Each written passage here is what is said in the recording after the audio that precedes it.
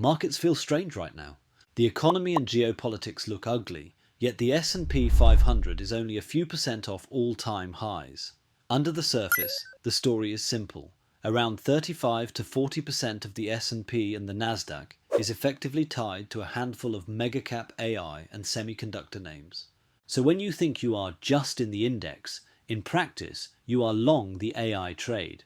That is why one earnings report, Nvidia's, suddenly matters so much for the entire market. On the surface, nothing looks catastrophic.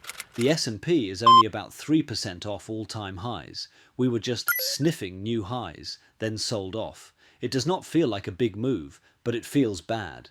Volatility is up, but it is not at panic levels. It is not obvious that volatility is extremely cheap or extremely expensive.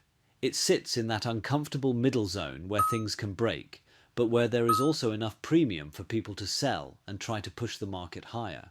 At the same time, a lot of things feel gross. Some speculative pockets are still doing crazy things, like failed biotechs turning into crypto treasury plays and jumping hundreds of percent. Other parts of the market are getting quietly destroyed. It is a very strange mix of speculative froth and real liquidation.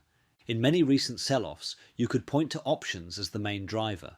Everyone piled into short-dated calls, dealers got stuffed with gamma, and when the flows reversed, you saw violent swings.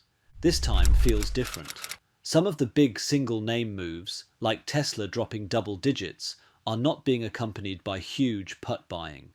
There is not a massive footprint of downside hedging that you would expect if options were the primary cause. Instead, the tape feels more like real money selling, credit-related concerns, rate-related concerns, funds actually reducing exposure and liquidating, not just hedging with derivatives. That creates an icky feeling. It is not a clean option story that you can blame on positioning. It smells more like a regime where fundamentals and macro stress are starting to matter. We are living in a world where everything has been financialized. Levered ETFs, short-dated options, crypto, and speculative flows are everywhere. But underneath that structure, the real driver of equity performance for the last few years has been AI. Earnings growth, free cash flow stories, and multiple expansion have been concentrated in a small cluster of names that sit at the center of the AI and semiconductor trade. If you look at equal weight indices, they look like the real economy. They are sluggish. The leadership comes almost entirely from AI-related names. That means if you own the S&P 500, you are not just diversified, you are heavily exposed to a single narrative.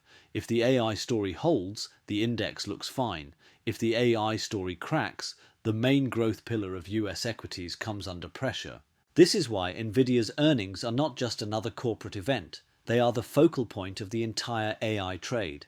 Options markets are telling you that. Forward implied volatility around the Nvidia earnings date shows a visible spike for the S&P 500. It is extremely unusual for a single stock's earnings to matter that much to index volatility. On top of that, Nvidia reports into a cluster of key events. You have VIX futures expiration, you have monthly options expiration, you have a holiday-thinned Thanksgiving week right after, so the timing matters. If Nvidia is solid, implied volatility can collapse, dealer hedges can be reduced, and the market can get a mechanical tailwind.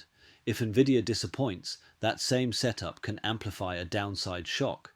Let us walk through the positive scenario. Nvidia delivers strong earnings and guidance. The AI capex story survives another quarter. Concerns about credit risk in some AI-linked names calm down. In that world, volatility that has built around the event gets sold. VIX futures term structure normalizes. Skew relaxes. Dealers who were short gamma and long volatility start to unwind hedges. At the same time, many investors who were underexposed or nervous are forced to chase performance into year-end. With Thanksgiving liquidity thin and options expiring, that can create a sharp move higher. A run towards psychologically important levels, like a move towards 7,000 on the index, becomes plausible. The market gets a classic vol crush plus FOMO rally. Want to know how we trade this major technology trend?